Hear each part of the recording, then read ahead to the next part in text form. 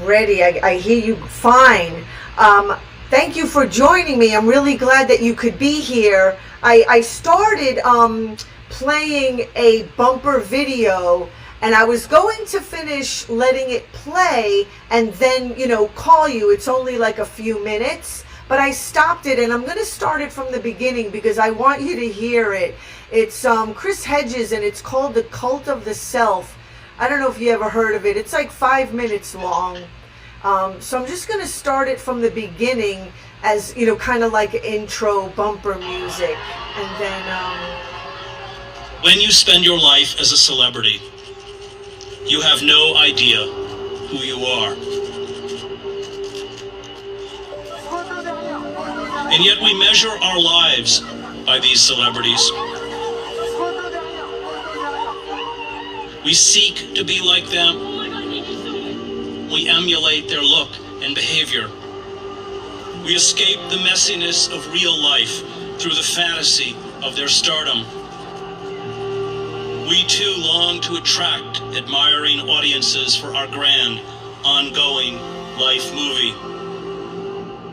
We try to see ourselves moving through our life as a camera would see us, mindful of how we hold ourselves, how we dress, what we say. We have learned ways of speaking and thinking that grossly disfigure the way we relate to the world and those around us.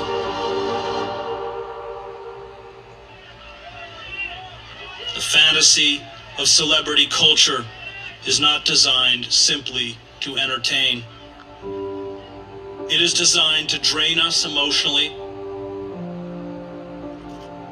confuse us about our identity, blame ourselves for our predicament, condition us to chase illusions of impossible fame and happiness. No, please! Justin, you can't! Justin, please! Justin, please! And keep us from fighting back.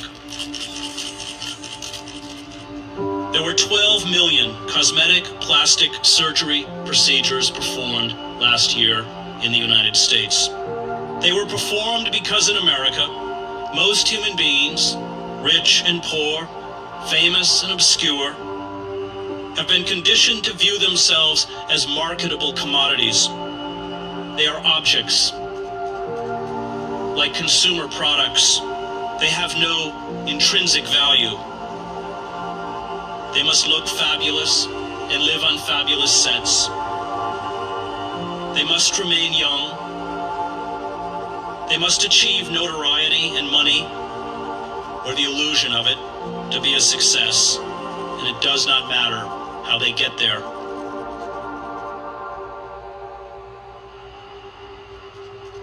The cult of the self dominates our culture.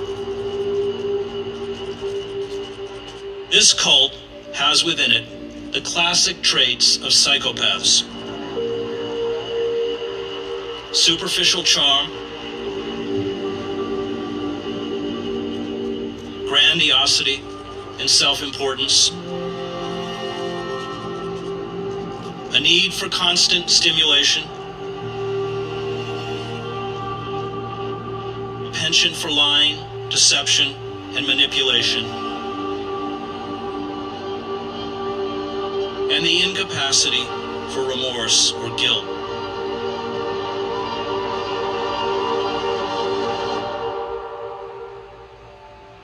And this is also the ethic of unfettered capitalism. It is the misguided belief that personal style and personal advancement mistaken for individualism are the same as democratic equality.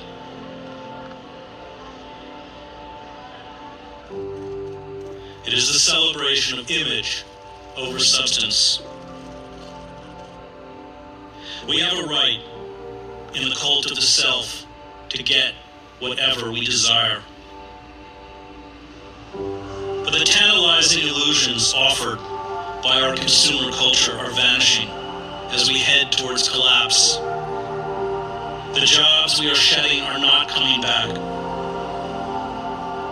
The belief that democracy lies in the choice between competing brands, and the freedom to accumulate vast sums of personal wealth at the expense of others has been exposed as a fraud.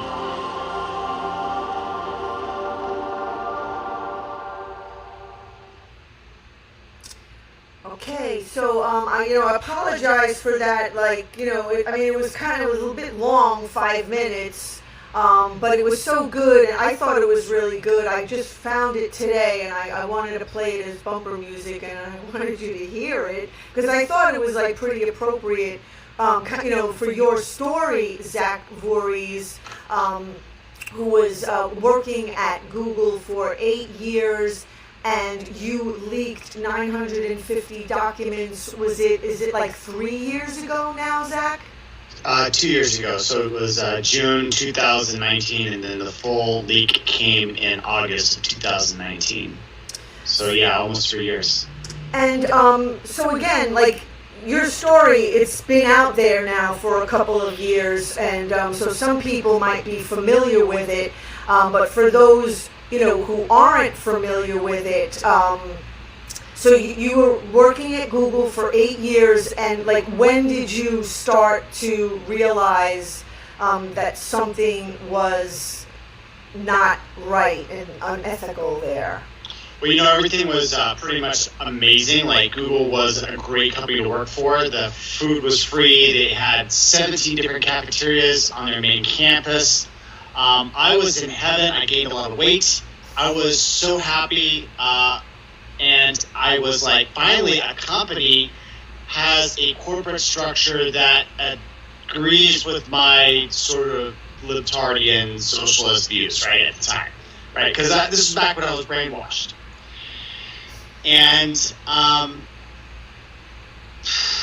man, that all changed in 2016 when Donald Trump won the election. I mean, it was like, whoa, why is everything inverting, right? Like, before, Google was a company that didn't want to engage in politics, right? It was like beyond that.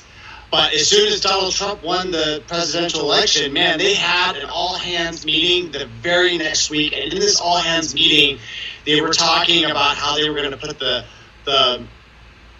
lid back on populism. And it was just like, and this thing was like going out to thousands of employees. And I was just wondering to myself how they can like just feel so brazen into just talking about, essentially that Russia hacked the election and that Donald Trump shouldn't have been, the president, but now we've got to live in that reality. And I thought that it was highly unusual for a corporation to make such a political stance with the presidential results. But to my surprise, they kind of kept on doubling down. Right before Trump got elected, right? Like, you got to remember that there was this thing called Pizzagate. Right. And at the same time, this was released by Mike Cernovich and Jack Posobiec. And when this was released, this Pizzagate thing, that was the same day that a new term was invented on the internet, right? And that term was fake news. And yes, there was activity of the keyword fake news prior to when Pizzagate came out, but right after Pizzagate came out, it just went like you can see it in trends.google.com. Like, the graph just goes right up at the same time that Pizzagate gets released. So, during this all-hands meeting, one of the interesting questions that was asked by the employees was, what were some of the successful things that Google did during the election?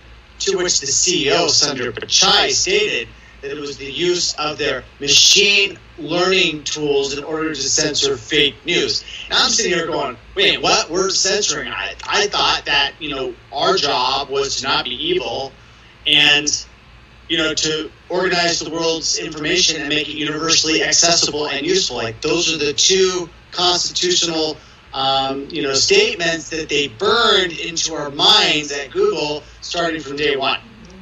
So I got curious and I was like, well, what's the definition of fake news? And so, look, like, I couldn't have done this at Apple. Apple's like a compartmentalized, like, company that's secretive. It's built like the CIA.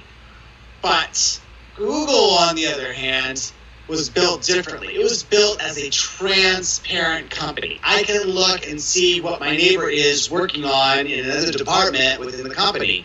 And so when I want to know what's going on in the fake news company, or the parts, I just go ahead and look it up on the internal search engine, find the team, look what they're doing, see what their OKRs are, all this stuff. And so I started finding out these secret documents for these fake news teams. And lo and behold, 4 out of the 5 examples that they used in this design document all had to do with Hillary Clinton. But see, there was like a magic trick that they were applying here, because you see, the examples that they were using on what fake Hillary Clinton stories were out there were actually, well, they were fake. But they were so close to the truth that I started to realize, if they're like using this to train like AI or individuals, then when they go and they look at a story that actually is true, like, oh, some FBI agent like died around Clinton, then they would be like, well, this is so close to the fake news, so we're just going to suppress it, right?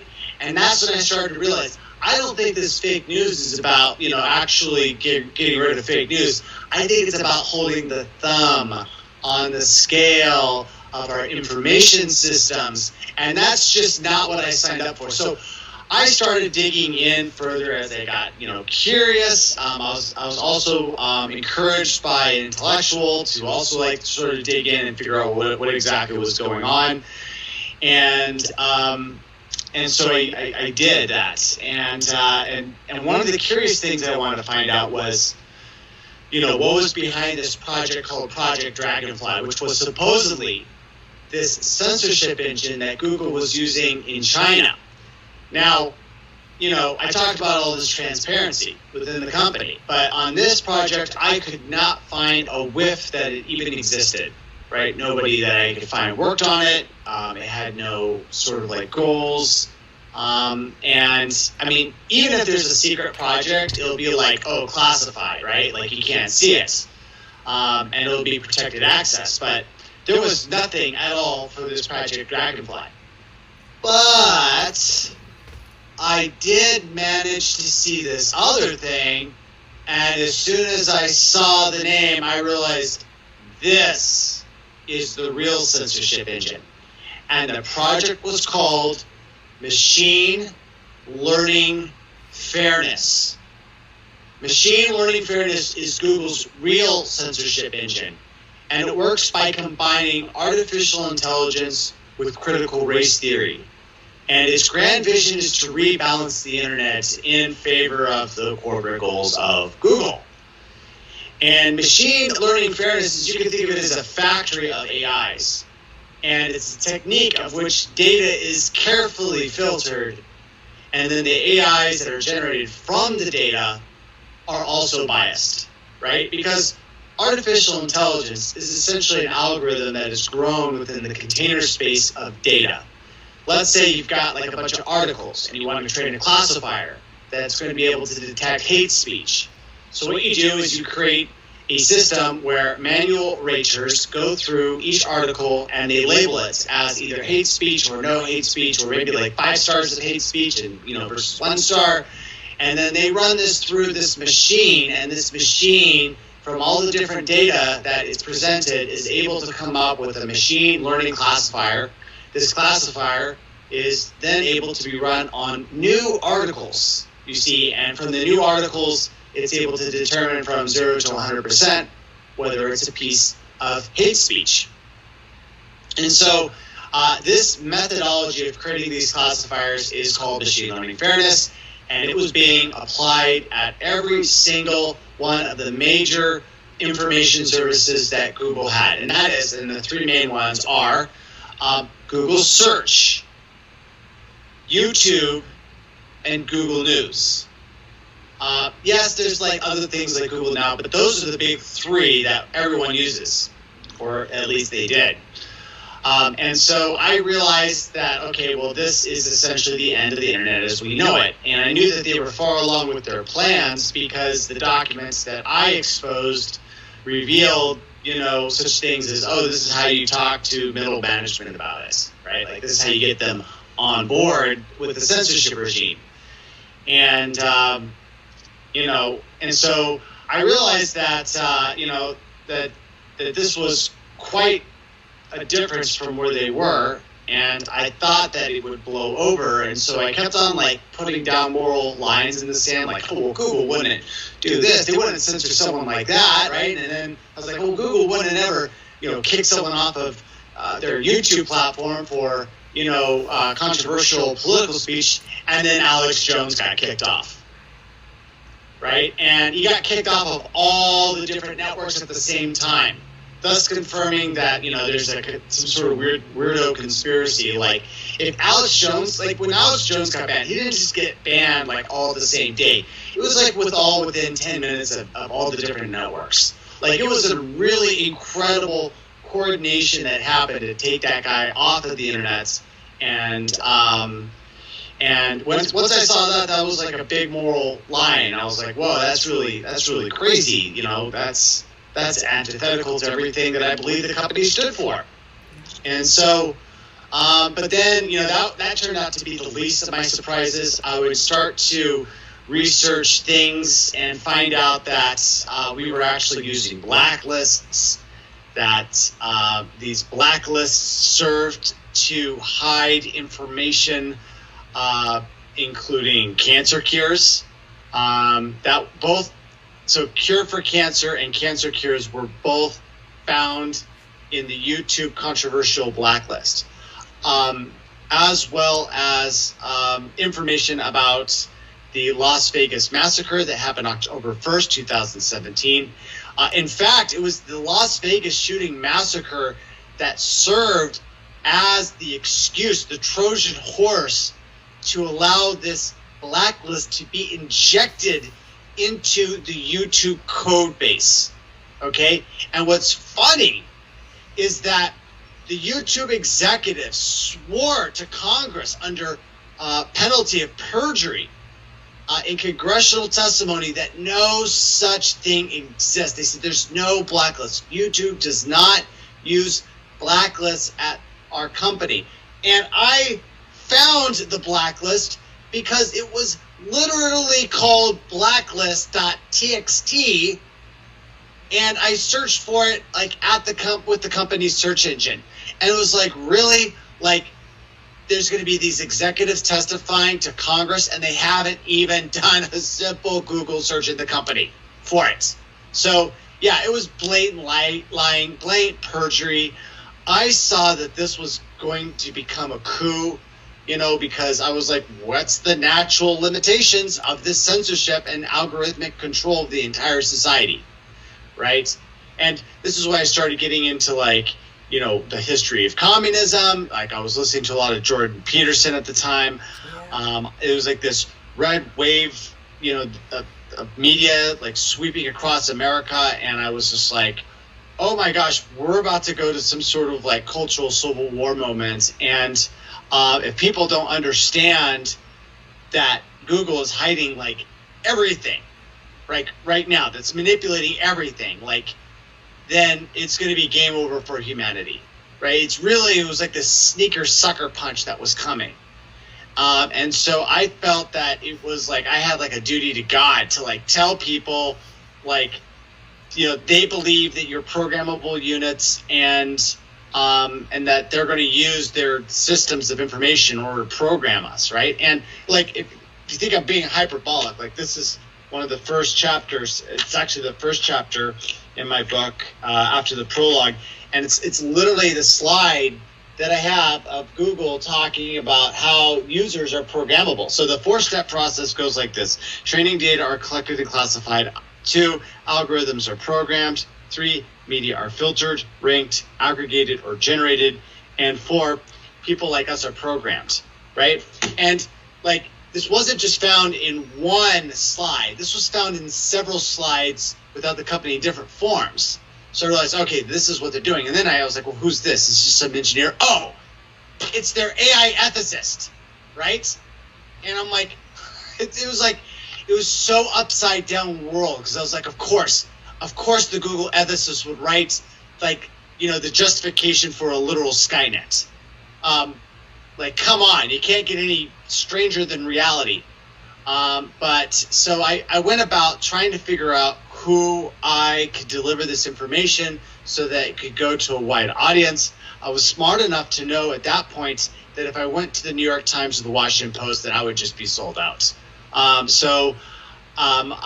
looked around and I was like, well, Breitbart's writing about the polls a lot, so I think that maybe they're going to be the most based. And I felt that whatever censorship existed within the sphere of American politics, that if it punched through, maybe got to Poland, that we could make it a European story and then bring it back to the United States. But so it turns out that through these Polish connections, I ended up talking to Breitbart's. There was a person by the name of Matt Tyerman who worked there. He also was on the board of the directors of Project Veritas. So he was like, hey, let's move this story to Project Veritas, because we can, it's going to be, they're more set up for it. And so I got to talk to Project Veritas. They sent someone to handle the information transfer. You call them a handler, whatever you want. But they got that information after, working with me for a few months. And then Project Veritas had it. And they ended up just sitting on the information for a real long time. And about a year and a half later, I'm like, well, they did nothing with that. And so it was after successive waves of censorship in April and May of 2019 that I was just like, I can't take this anymore. It was just coming in and being part of this machine was just a special kind of hell. And so I decided that I'm not going to wait for Project Veritas. I'm just going to resign now, because I don't want to be part of this system. And so I told my boss that I was resigning early, and I was like, just want to make it unofficial that I'm going to resign. He was like, cool, thanks for letting me know. And then the day that I was writing my resignation letter was a Monday. I think it was the 14th of June. Or close to that date. I got a call out of the blue by the executive producer of Project Veritas, a gentleman by the name of Joe Halderman. And Joe Halderman was like, yeah, Zach, we got this transcript. We want you to read it and give us what you think. And I read the transcript, and it turned out that it was a transcript of one of the Google AI executives, Jen Janai.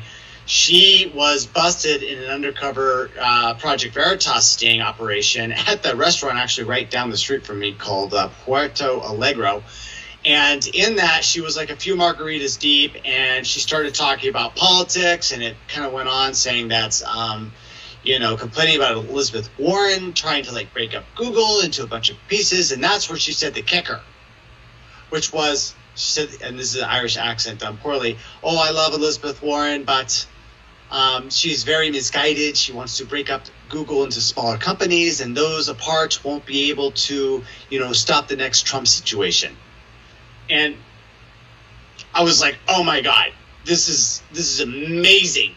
You got them saying what I was, I'm essentially trying to paint this picture, of this grand conspiracy, but when they actually just come out and they just say it right there on camera, they're trying to stop the next Trump situation. Ta-da! It's out of the horse's mouth. Right. And so I was so happy. I was it was almost like a movie, hallelujah. I was dancing, in my underwear. I was so happy. I just went on this epic rant, which I'm kind of doing right now. And it was good enough for Project Veritas where they were come to New York. And I was absolutely. And so I ended up writing the best resignation letter, actually my only resignation letter. It was the best one ever. I was so happy about the situation. And Google ended up putting me instantly under investigation, right? When I made it public that I was going to resign. And you told them at Google in your resignation letter why? Oh no. I was just it was almost because people, they move on, right? They get better jobs somewhere else, maybe at a startup, maybe more money, maybe it's just a better cultural fit. And so, you know, the way to do it is to write a letter that's like virtue signaling and all this kind of stuff. So, you know, I kept mine short, and I talked about how great the experience was, and and like, it was weird because it was like I kept on rewriting my resignation letter because I kept on like inserting like little daggers into it. And I was like, oh, but no, that's because I wanted to get them back for all the trauma, but I couldn't.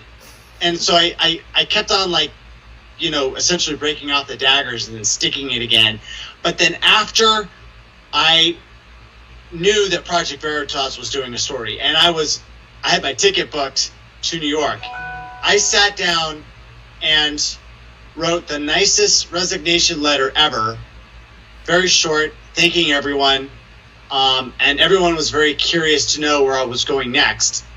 And I don't think they had any idea about what was going to happen in the next few weeks, because the thing was the largest story that Project Veritas has ever done.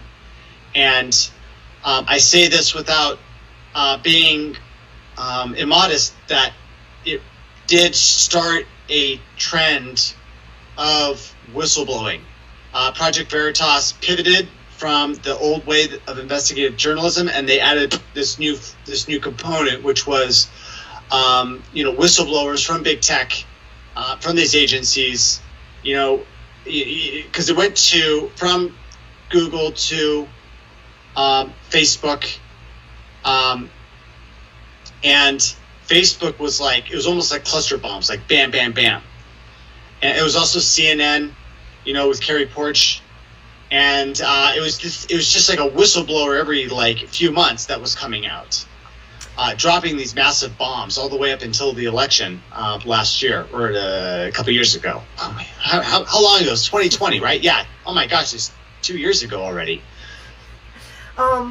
Zach, I have a lot of questions. But first, I just want to kind of do a time check. It's, it's 5:35 here. I mean, it's like 35 minutes into, the time, and because like you kind of got brought in a little bit late because of the bumper intro that I played. So I just kind of was wondering, right, like just to understand, like how much more time do you have so I can sort of like pace myself.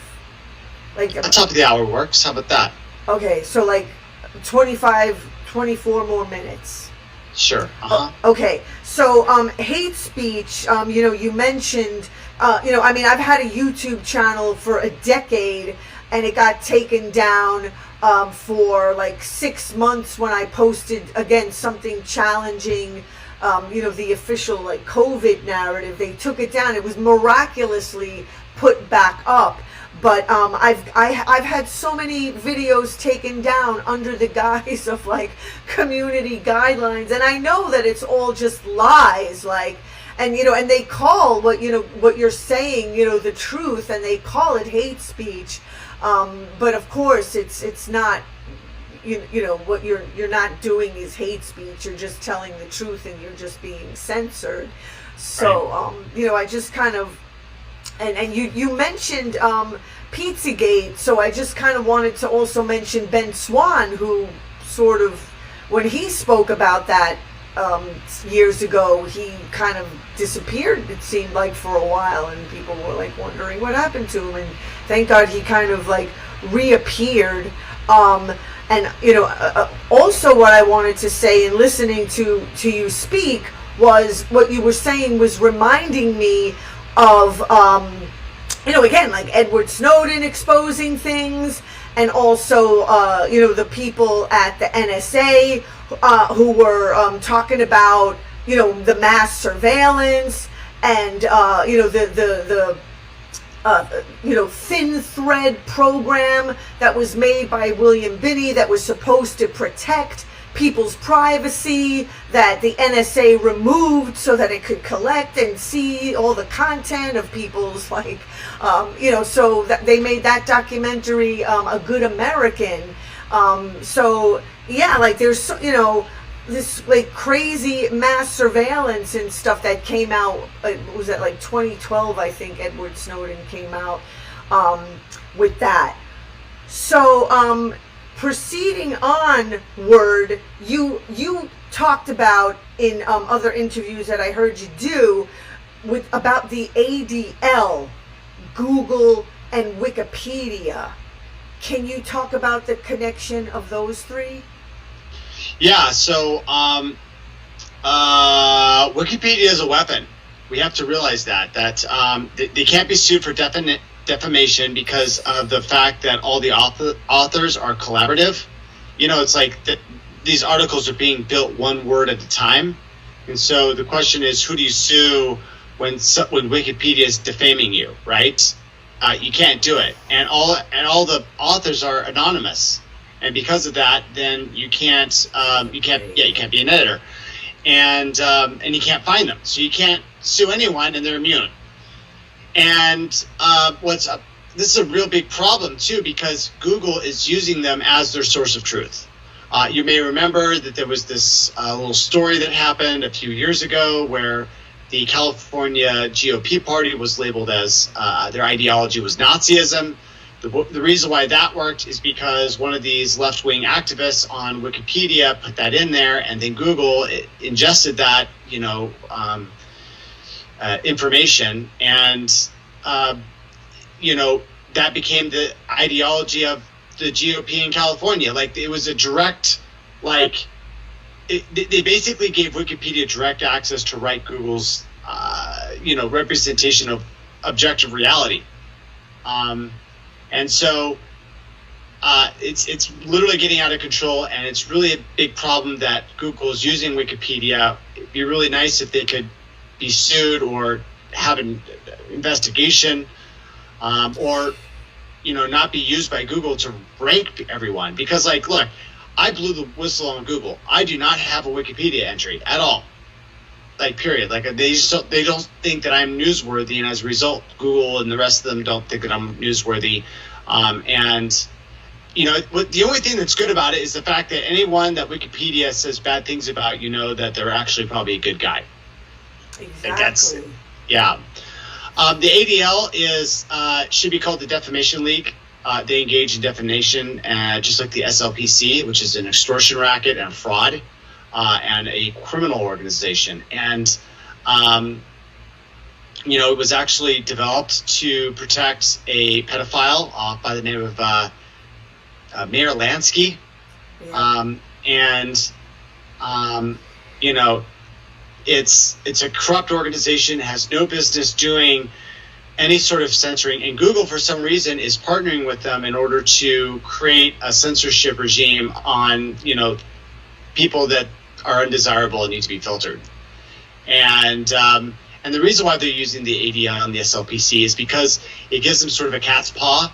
It allows them a degree of separation from the actual, decision makers of who's going to get censored. So, if there's ever a problem with them, doing this, then they can always say, oh, well, that was the ADL, and now we're not working with them or anything like that. Meanwhile, the damage has been done. So, this is who they're using, and that's the relationship between them. And it's a big ancestral mess, and it's being weaponized against our own patriots of our country, as it is on patriots of every other country that these people have access to. And so you mentioned also 9/11, people that are speaking of 9/11 truth, they're targeted, and you mentioned some other ones, right? It's a crime to be white. I think that was in an interview you did with Alex Jones. Yeah, it's what's really difficult is, I was born and grew up in this society that teach tolerance for all different races and types and to celebrate our differences. And now we're living in a society where there's racial bias. And there's racial bias against, a particular group of people. And at this point, it's the majority. So people are the left doesn't care. Because they're the majority, so we can have discrimination. I'm just whoa, what the heck? That's not what I signed up for. I signed up for tolerance and mutual respect, not any of this this person gets bonus points because of the color of their skin. That's exactly what I was not fighting for. I'm okay with a little bit affirmative action, but like now it's absolutely insane. It's weaponized. The amount of hatred that exists, that's pilfered on these platforms, is it's terrible. So, yeah, I don't know where else going with that, but I do feel that there are racial divisions in this country, and I feel that YouTube is trying to make them worse. I feel, and the reason why I kind of wanted, to like help you to have a voice, is because like more people like should be doing what you do. Like I think like when people kind of find out in a lot of occupations, this is not what they signed up for, but a lot of people kind of like they'll stay or they won't speak out. They kind of get like, they're there for the paycheck and then they'll just kind of keep their mouths shut. Why do you think that you have such a need and so strongly felt like you could not keep silent? I always thought of myself as a hero growing up, and I thought that everyone else would like rise up like some sort of like movie hero in that time of crisis. And to my utter surprise, everyone's a bunch of fucking pussies, and they let this happen. This monster destroy our civil liberties without lifting a finger, with justifying it. Like I'm still stunned. In fact, I'm forever like damaged in my belief in humanity after seeing everything that's gone down in the last 6 years, and how all these people, like, I now know how the Nazis rose to power. Exactly. Because I saw how Google and this cartel has risen to power. Just canceled all of our civil rights, right? Like, no recourse. Oh, you went to the wrong rally. Okay, well, now you don't have a PayPal account, right? And then, oh, you said the wrong thing. Oh, well, guess what? HR hates you now, and now they're going to find an excuse to get rid of you, And it's just like, holy crap. I had no idea. And then but then you go back and you look and you realize that a lot of the racism was actually exacerbated by the media. Like, they always talk about the Ku Klux Klan, but what they don't talk about is like the birth of a nation and how the institutions that guided our country actually encouraged racism. And because they made it socially acceptable, that's just why everyone was racist, was because that's what the elites were saying was okay. But they never go back and say, oh, well, we should never let this happen. We should like watch ourselves, because it was actually us that was racist, and all the common folk were actually just copying the elites the entire time. You see, that's the problem. They always blame the commoners for what it is that they're doing while giving them a free pass. It's just like the whole carbon credit thing. Like, oh, you're going to buy carbon credits, but we're going to get an exemption for our private planes, right? Like, we thought that it was bad enough that they were flying to these carbon conferences, but what they're actually doing is that they're actually going to make that permanent. And it's just like, the amount of elitism is just absolutely in your face and disgusting. And right now we're still in a democracy. So my hope is that we can turn it around. Now that we're finally having the awakening, it seems that more and more people are getting on board. What's just saying what's really going on with the world. And we have to be confronted with some dangerous truths. The truths are that some of the smartest people out there are the ones that are dominating. And they're not altruistic. They are. They believe that they own the planet, and they're acting in ways to preserve the planet for the benefit of the progeny. And what they've done, they've been very clever, but they've erected this fake democracy, or they've infiltrated it and replaced it with a fake form of democracy. And right now it's a life or death situation. I mean, literally, like, you saw what happened with this, this COVID release. The question is why? And the answer is that, we've got a system coming to the end. More money was printed in this last couple of years than in the history of the United States. I mean, it's 2/3. Like, we generated 2/3 of all the money that's ever been generated in the U.S. dollar in the last 3 years. Right, created out of thin air. And now it's filtering in, and all the asset prices are inflating because of that. And people are killing themselves for it. Right, but it's extending the system on a little bit longer. But the thing is that I think that the petrodollar system's coming to an end. Like, we're now in a multi-currency world, right? Like, you've got the petrodollar, you've got the petro ruble. I mean, that they're not really calling it that, but that's what it is. And these asset-backed currencies are going to take the place of these debt currencies. And I think that when that happens, the entire global system is going to implode. And the question is right now is whether the whole world will implode or whether it'll just be the United States and its financial system. I think that the world is planning on the latter, which is the reason why that they're setting everything up for a collapse. Now, look, I liked the American system domestically. I don't like its international foreign policy. I think we're run by a bunch of corrupt, blackmailed individuals by the security state, by these royal bloodlines. Say it. Yeah. We need to, the thing is despite the collapse that's coming, I believe that we can preserve what it means to be an American in this post-international collapse, when the new multipolar world emerges. So, that's what I'm trying to do. I'm trying to guide humanity in the best way that I can. Obviously I'm just whatever, but by not only giving you guys this truth about what's happening within Google and what their plans were, but also in these, solutions of algorithmic sovereignty.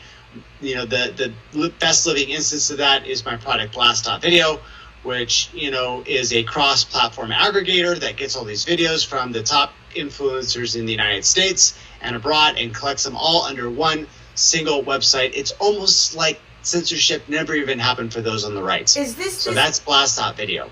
And is this is the project that you were speaking about that has been released? Yes. And can people find that on your website, vorhies.com? No, but it is at blast.video. And there's no .com, it's literally blast.video. Oh, blast.video. Okay. So before, we have 10 minutes, and I wanted to just make sure I get a few of these points in. I studied abusive relationships all my life. I've been trying to speak to people about abuse for a really long time, and being empowered and living to your healthy potential, instead of just, very developmentally arrested. You talked about the Georgia Guidestones and the prophecy, like the elite are using that prophecy. Can you talk like what you mean about that? Yeah. So they've got, here's the thing is that there's this concept called mythopoetic, which is that you lay down a new mythology, right, for a new age, right? Moses did it with the Ten Commandments, and the Georgia Guidestones are kind of like this mythopoetic moment where the new foundations for the next society are emerging, right? And a lot of it sounds really great, except for the fact where they, kind of casually mention that they've got to genocide 95% of all humanity to bring the population to 500 million in perpetual balance with nature. I got a problem with that. And a lot of other people do too. And the thing is that it's pitchfork time, right? We've got a depopulation agenda going. They're poisoning the food, they're poisoning the pharmaceuticals, they're poisoning everywhere through the fluoride.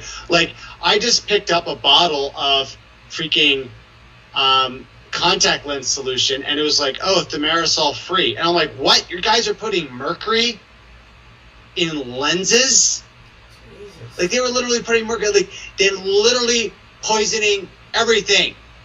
Yeah. And the thing is that, look, they've tried this before, and they realize that if they're going to rule over the rest of the nations, then they need to become in alignment with God. And right now, whoever these people are, they won't identify themselves, but they've definitely deviated so far that they now believe that they are God, and that they're going to reimagine the living space of human space according to their whims. I don't think so. We know how this ends up before. You can only bend the needle so much before the natural reaction will snap back. And right now we have this incredible invention, which is called social media, which is essentially the generation of a hive mind. If you want to know why social media is so popular, what's the core at it? It's a hive mind. It's a board collective that we voluntarily join, and we communicate and learn stuff and find out about ourselves. and these cybernetic collectives are now challenging, the establishment narrative. And it turns out the establishment narrative was probably always fake. When I go back, it just seems as fake as it is now. So I think what's really new is the fact that social media is letting us all know that the media is fake. And that's it, right? And now we're doing the battle as the ramifications of this software, human, wet brain entity doing battle against this bureaucratic,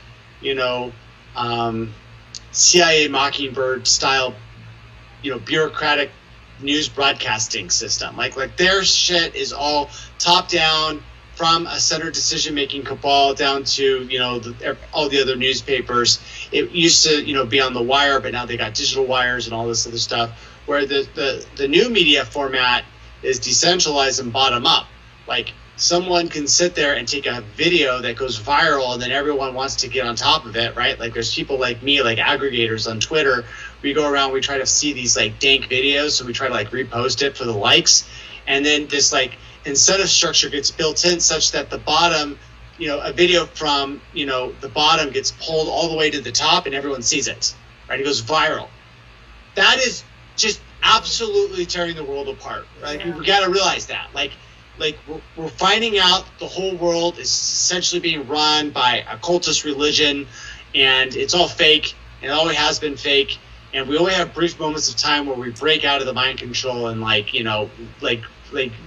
ascend to a higher vibration. And that's what's happening right now.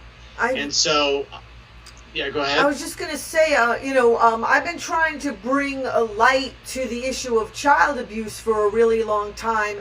And then in these, later years, 5-6 years, the last 5 and 6 years, to child sex trafficking, to the Franklin Credit Union scandal, the one before Jeffrey Epstein and things like that. Because, again, if we're not protecting, the most vulnerable, like children that are supposed to be the future, something is extraordinarily wrong. If we're not doing that, and we're making it normal to leave them with the bill, leave them with all the destruction, and and just enslave them, while we're enabling sociopath Satanists to just keep getting all of this leverage. And so again, I just want to bring up Mike Adams. He talked about, and I know that you can't speak to this autoimmune encephalopathy that he talked about, immune system eating the brain, because you guys were getting into this really good discussion about do you think people are waking up or are being toned down, and and again, Mike Adams talked about a low cognition, and I've tried to speak again for a long time about health and fitness, physically, psychologically, and spiritually, because it was really obvious decades ago that it there was something. It was people were being kept from self-actualizing, to use Abraham Maslow's terms. So right, if you can kind of reiterate, if with all of the attack on people's health that's been going on, right, do you see people are waking up while some people are going down? How do you see it going? I mean, I don't know. It's there's a lot of people that are going, whoa. And the thing is that it looks like they're really going to turn the pain up on the people. And the thing is that, look, the person who is one of my go-to experts on this whole brainwashing thing is KGB defector Yuri Bezmenov. And what he says is that the people continue to be brainwashed until the boot comes crashing down on them. So the boot is crashing down harder than I've ever seen. So we're going to hit $10 a gallon, I think, in with the inflation that's coming. This is one of the biggest supply shocks we've ever had. Now there's going to be a food crisis. There's going to be a bunch of revolutions. China may take over Taiwan. People are going to figure out and then there's people streaming over the border. And at some point, people just wake up and be like, wait a minute, why is this happening? Like, we need to stop this, right? And I think that at some point, we're basically going to get the country at 2/3, right? There's going to be the people that are going to be diehard right. There's going to be the people that are going to be like independent, shifting right, because the right is not insane and the left is. The left has gone genocidal. And then there's going to be 1/3 are going to be the permanent useful idiots. There's something we can do. Even if, there's trials that we can prove that up is down, or up is up and down is down, and these people are criminals and, traffickers and of every sorts. About 10% of the population will never accept that. They'll be permanently in a state of, shock, psychosis. Stockholm syndrome. Yeah. But I think that it's all about going for the middle, and it looks like also, I also think that there's this possibility of a rug pull moment where the left gets rug pulled. Like, I feel the same thing happened with Carter right now. Like, I'm getting some Carter vibes from the current situation, and that is that you've got a president who's senile and out of touch, and everyone hates them, and then the economy gets turned up to, just levels of destruction, which are pretty amazing. And then everyone gets tired, and then some sort of charismatic, gentleman comes and is soft-spoken but tough and firm and takes this country into a new era. That was Reagan, and I think that might be DeSantis. And I wouldn't be surprised if DeSantis pulls ahead of Trump and then, clinches the nomination for the 2024, and then it goes to DeSantis in a blowout. And then they start us on a new, fourth industrial age and some sort of reset from there. Okay, Zach Vorhies, I hope you can come back. Again, I got a lot of questions and the time got a little bit crunched. But so it's zachvorhies.com is one website, and then the blast.video is another. And then also your book, Google Leaks. Right, Google Leaks. That's on Amazon. People can get it. And I want to thank you. I'm going to keep in touch if that's okay. And thank you for being on onegreatworknetwork.com. Check out Mark Passio's work. I think you might like it.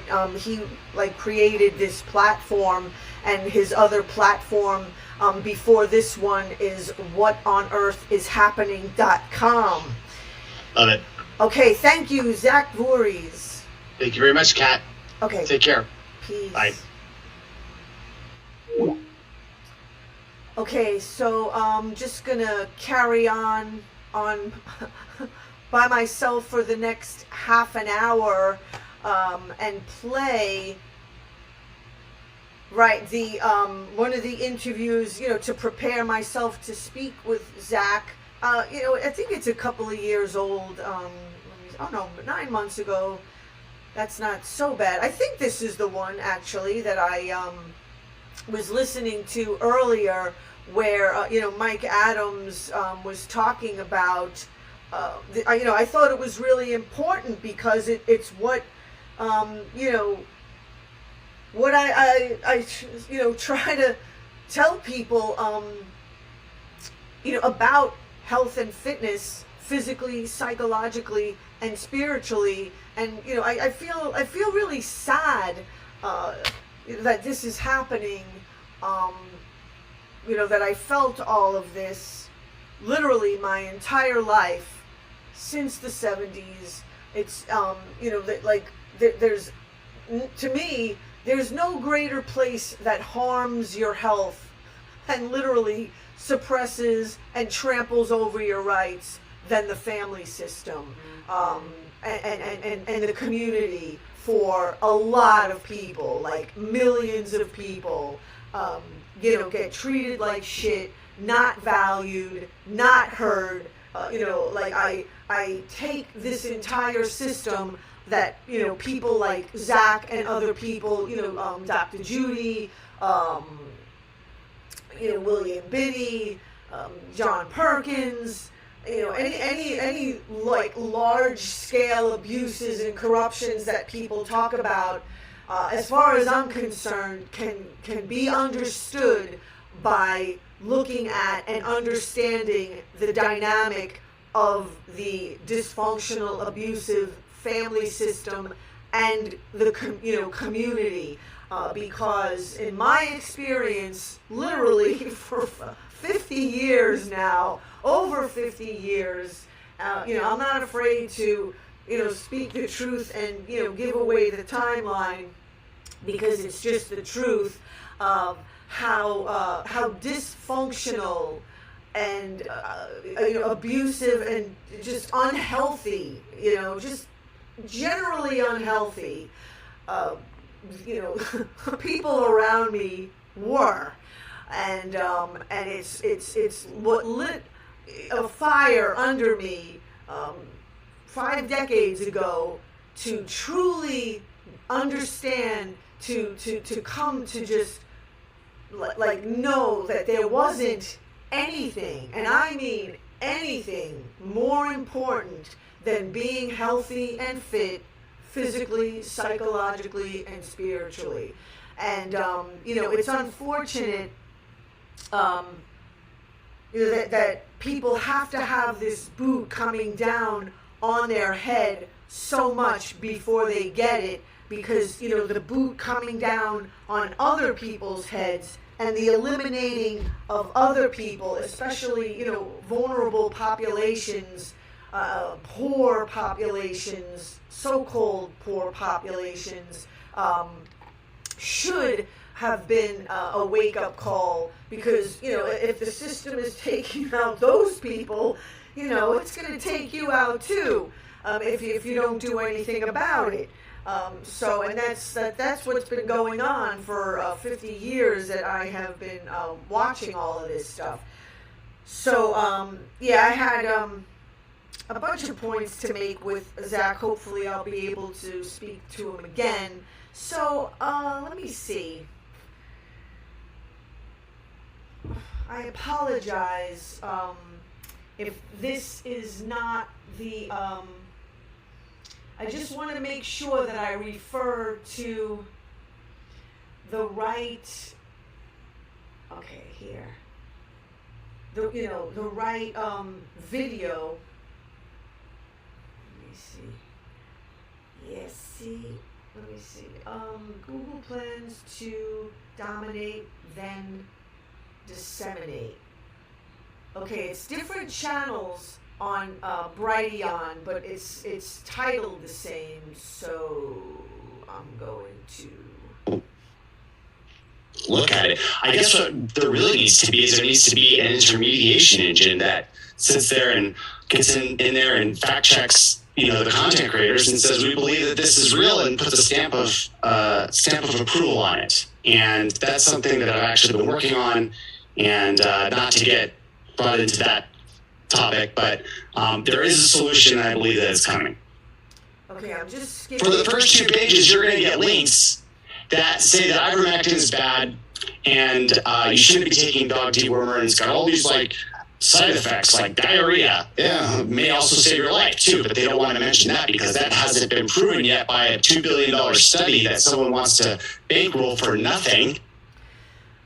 So again, the points that I just want to get across before 6:30 Eastern time is, the censorship point that he is, trying to get across that is occurring, and with Google and these other platforms, but the point that I wanted to make was that long before, abuse is everywhere. Abusive relationships, again, they're everywhere, especially in the family system, and censorship and being shut down, that is what really was so obvious, to me, again, 5 decades ago, as to how abusive the system was, I had no idea it was going to turn out to be as abusive as it is.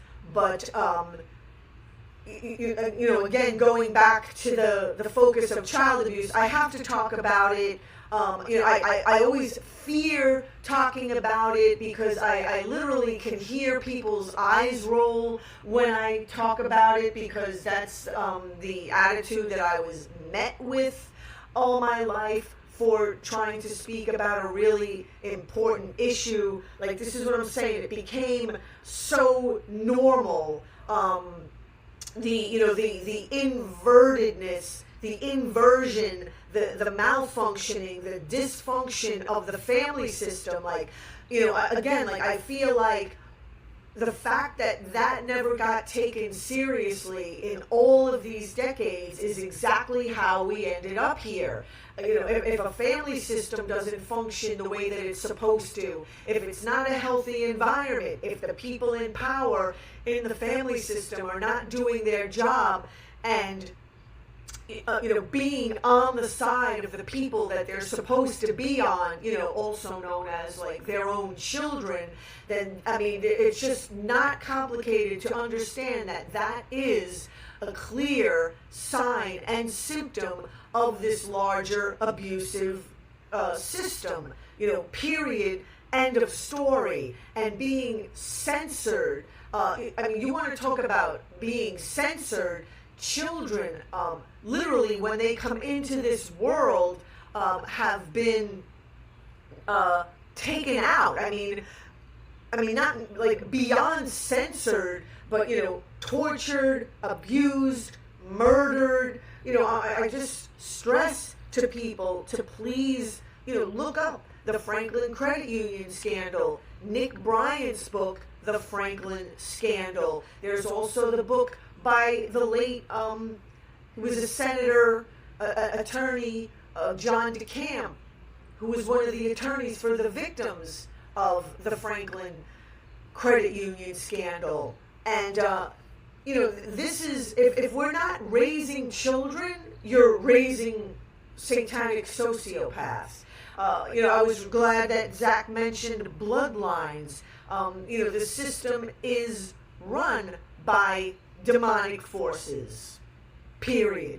And that's how I knew, decades ago, again, to follow nature and health as tightly, as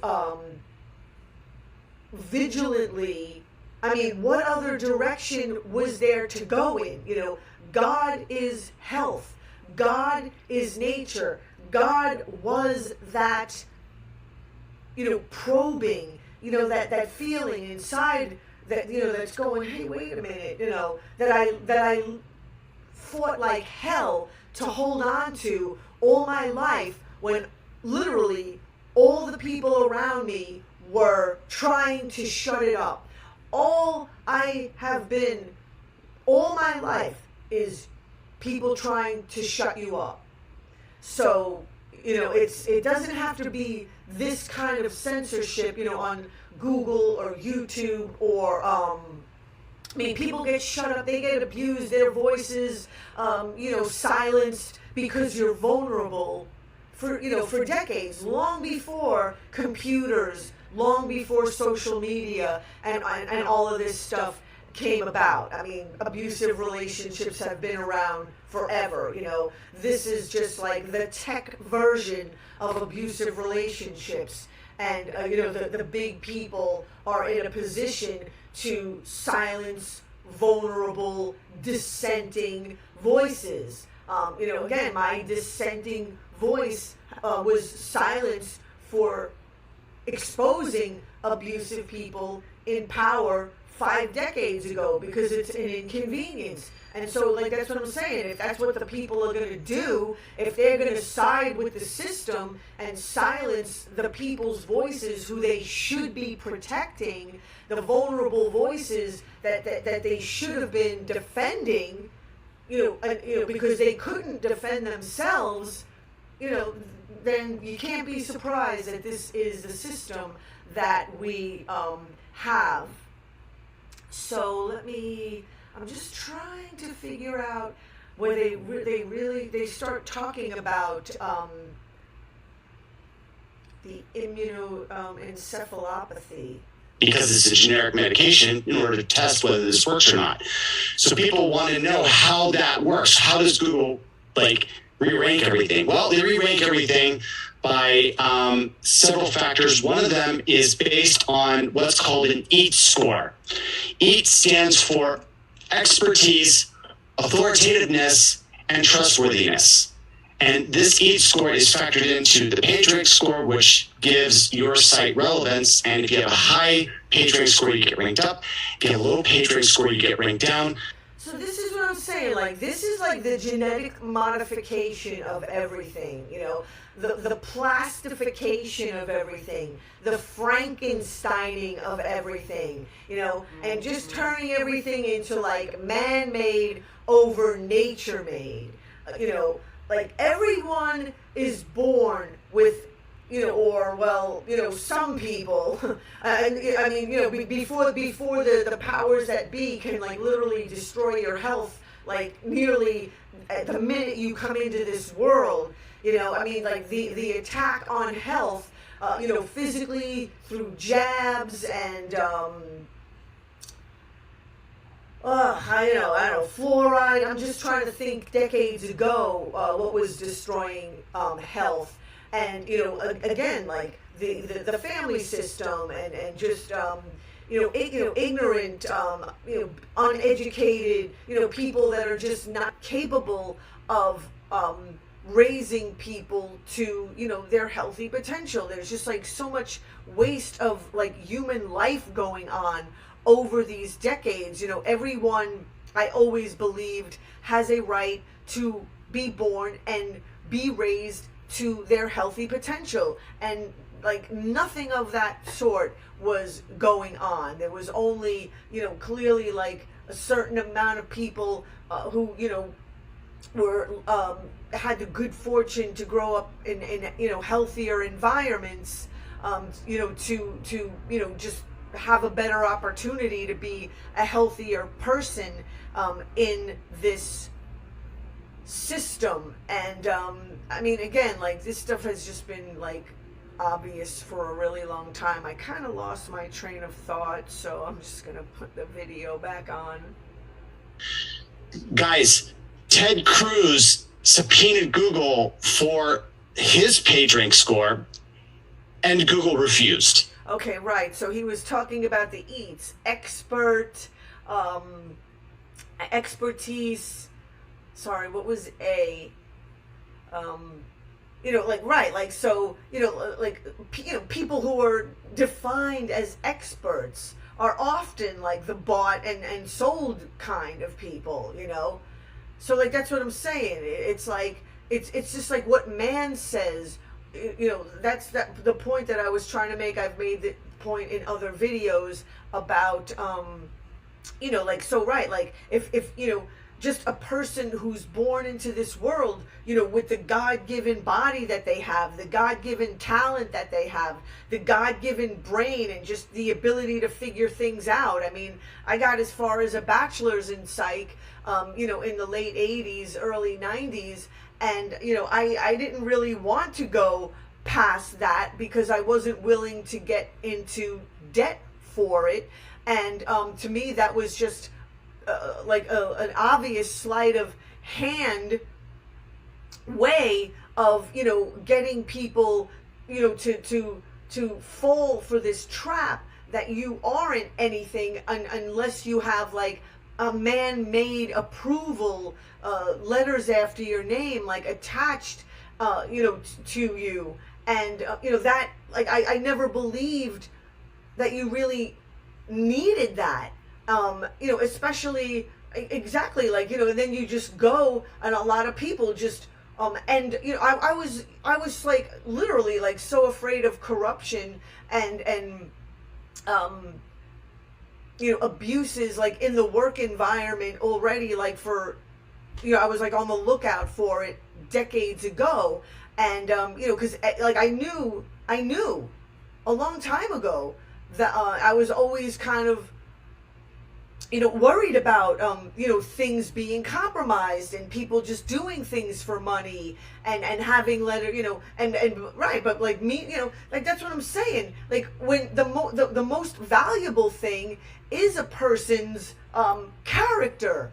Like you could, there's like a million people that have all these credentials and letters after their name and positions of power and authority, and the one thing that they have everything man-made. They have all the man-made, down pat. But what they don't have is the nature-made. What they don't have is, the organic, right? Like Zach, who has that healthy part of himself that's just like, this is not what I signed up for. So like, how many people do what he does? Like how many people in law enforcement or in the military. I mean, how many people sign up for what they sign up for when they go into the military? And I mean, they have to find out after they sign, they join after a certain period of time. Hey, like this is not what I signed up for, and yet they do it, and they, and a lot of people stay, and that's the unfortunate part. They are not giving your PageRank score to anyone, and all we know from their public guidelines on how they create this PageRank score, well, they basically rank you on what the MSM has to say and what Wikipedia has to say. Right. So if all of a sudden you see that some hit pieces appearing in Wikipedia and then they get laundered through in the MSM and then get laundered into Wikipedia, you know that you're within a few months of Google completely downranking and destroying your organic search traffic, because all of a sudden, because the MSM said something bad about you, you're now a deranked and a second-class citizen, which means that we're going to put you on the 7th page or something, and you're not going to have the rankings that used to did. So again, like what he just said there, I mean, that has been the way that this system has been functioning for decades, like long before computers, long before social media and these algorithms and all of this stuff. There's always been that the certain portion of the population that just gets marginalized and pushed down. And so I mean, right, once computers and all this technology and algorithms come into play, like it just has the ability to do that even more, to just silence voices. It was easy to believe like technology is so great and it's going to liberate and give people a voice, but again, like without leverage, it's only natural that people that have more leverage, and as long as we're like living in a society where these corporations like are so large, like they can just like do whatever they want. They have all of this leverage. It's like they're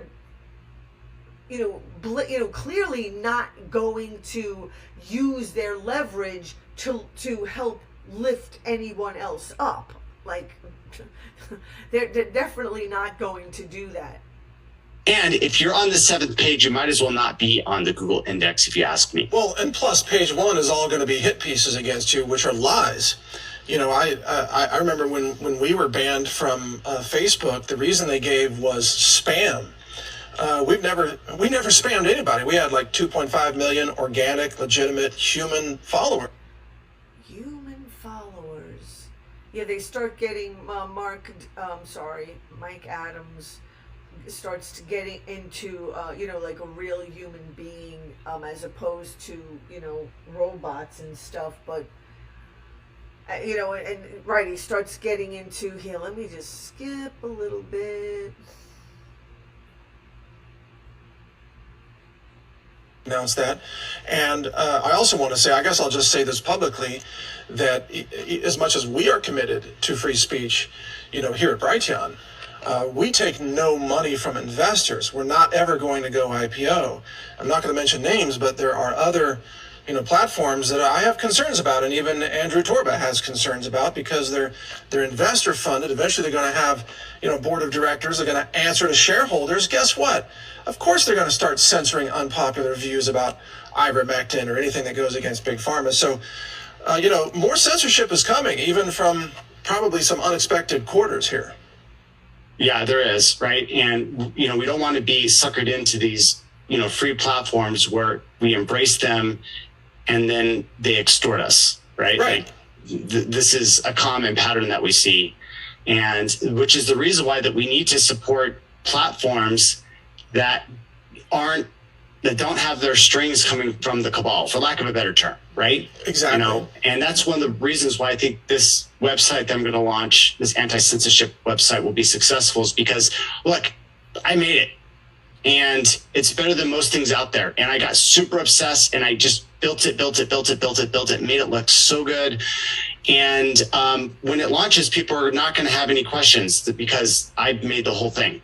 And That's awesome. Whether you trust me or not, right, it depends on whether you're going to want to use this service. And so, truth. And we have the truth that, there is a power that is greater than us, that we're humbled and grateful to be in the presence and to experience this life in all of its glory and all of its pain. And,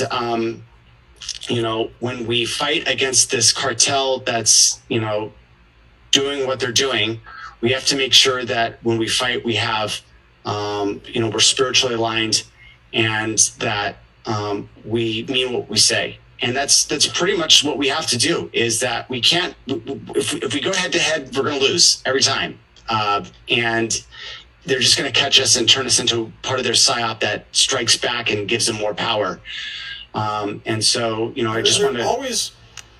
They're always adapting their language of how they attack us. Remember, in 2016, it was hate speech. So if you were pro-Trump, you were guilty of hate speech. Well, now, guess what? The word is misinformation when it comes to COVID or vaccines or ivermectin. Oh, it's misinformation. But if you think about it, the very definition of misinformation relies on some arbitrarily decided authoritative source who is the all-knowing source of their truth. If you say ivermectin's good, they say, well, the CDC says it's not. Therefore, it's misinformation. Well, what if the CDC is lying? Yeah.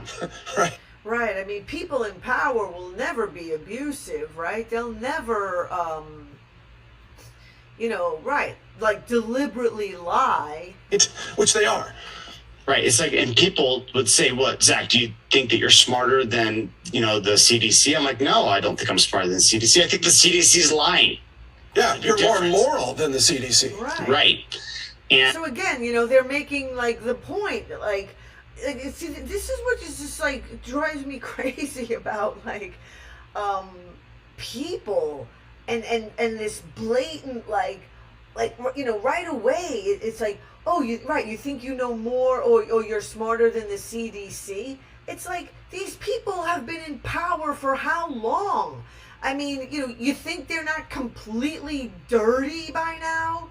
I mean, like, this is why I always go back to, using this template of the family system and the young that need to be, like, raised up, to freshen up places, because, like, usually what happens, even in, like, places like the CDC or the FDA or anywhere, anybody new or fresh and young comes in, they're not freshening the place up. They're getting the corruption and the gunk. It's going in the other direction. So, like any environment can the family system template can be used to apply to it when, like new fresh people come to work at these places, right? They're not being raised, heard, listened to, when they start to complain about all the corruption and the gunk. No, you're the one that's gonna, so, right, it's like the work environment in all these places just becomes like a scaled up version of the dysfunctional, abusive family system. And, and what they're doing is that they're taking these little half-truths, like the FDA hasn't approved ivermectin for COVID-19 because no one's going to pay $2 billion to do that test for a generic drug. So we can't say it in the affirmative. And then it turns out that if you give too much of the drug, because every drug is toxic, even water, up to a certain point, well, they're like, oh, if you take too much, it could have like negative health repercussions. And so therefore, we have to like take it off for your safety. And it was like the same sort of logic. Remember? Right, but they're not taking friggin' alcohol or beer off the shelves that people take a lot of that. Oh, okay, here. I'm trying to find him to say something, before I'm running out of time. Yeah, well, and plus, ivermectin has been approved by the FDA for other uses. Yes. 20 plus years ago, it was approved by the FDA. So it would just be an off-label prescription, which is incredibly common. Meanwhile, the real experimental intervention is the mRNA vaccine, which the FDA still has not approved. They've only approved the Comirnaty, which is available in Europe, but not available in the US. So the vaccines are still experimental here. I know that's not your area of focus, but what do you think about all of the censorship and deliberate disinformation surrounding vaccines and COVID? I mean, when there's an intelligence operation, you can tell because of the enormous amount of disinfo that comes out and all of the little psyops that they do. And nothing can exemplify that better than this whole COVID, pandemic, right? Like, oh, don't use masks. And even the right was like, hey, masks don't work, cooperation. Sorry, I'm just, I just want to find a certain information. And they lack the willingness to even embrace information that contradicts the behavior they already took, which day-to-day basis. But the mainstream people really aren't paying attention. They lack information. And they lack the willingness to even embrace information that contradicts the behavior they already took, which is taking the vaccine. So at that point, then they filter everything to reinforce the action they already took. This is a very well-known psychological phenomenon. Right, it's called a vicious cycle, which needs to get broken. So this is why studying this stuff for decades about, breaking the cycle. Like there's so much momentum. I always use, the laws of motion, an object in motion stays in motion unless acted on by an outside source. It's like, once people have momentum, like going in a certain direction, even if it's a wrong, unhealthy, self-destructive direction, people on their own, without an outside source, for them to be able to, go inside of themselves and literally break that vicious cycle is very hard for most people to do, which is why I've been a really big advocate for meditation for a really long time, because meditation really helps people to, and just physical and psychological fitness in general, help to pump that break. I've been literally so passionate about these issues for so long.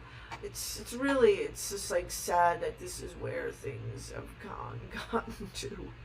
But my final question to you, because we're almost out of time here today, but are you surprised at how many people, including very high IQ people, have gone along with the PSYOP and have essentially become highly irrational in their defense of this system that I would describe, many of my guests describe, as really an extermination ploy to mass murder humanity? Are you... So that's what I'm saying. People don't want to admit that they were had. People just don't want to. I've been literally trying to talk about this for 5 decades, and how people have in my experience, around me, I was the dissenting voice for 5 decades, and everyone around defended the system. Period. Simple, straight up fact.